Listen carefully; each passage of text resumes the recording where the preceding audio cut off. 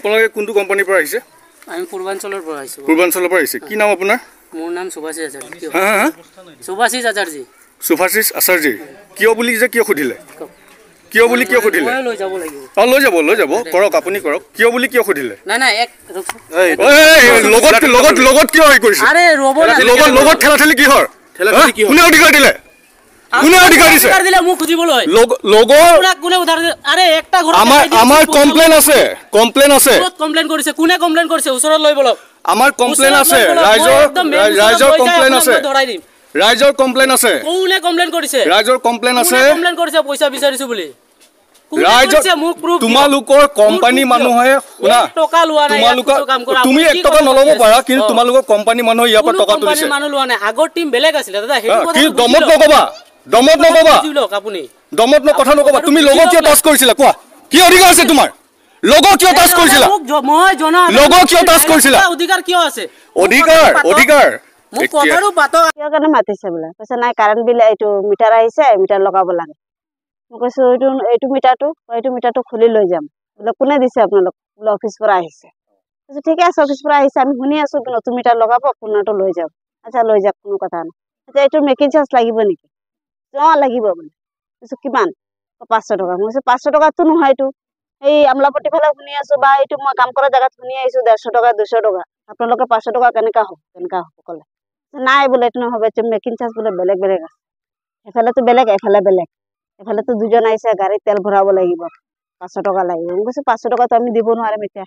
নাই মোৰ হাতত 1 টকা একটা নাই। ৰমজান মাহ চলি আছে। ফাৰ্ষ্ট একটা না দুইটা ৰোজা গৈছে।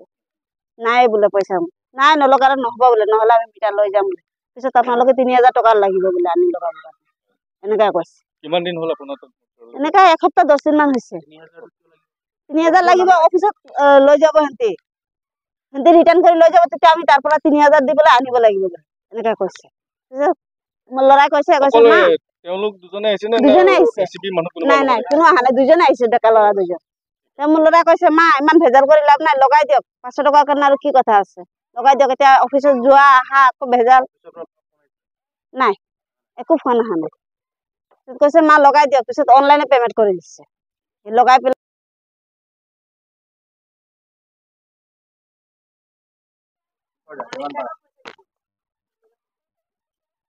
কি ক'ব লাগে কওক? আপোনাৰ নামটো কি? অনিমা দেৱনাথ।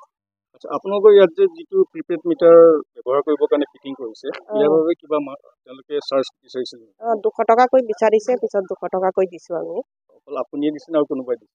যাৰ লগাইছে চবেই দিছে। আমিতো চবক গম নাপাও কিন্তু 2-4 ঘৰ গম পাও আৰু গম পাও।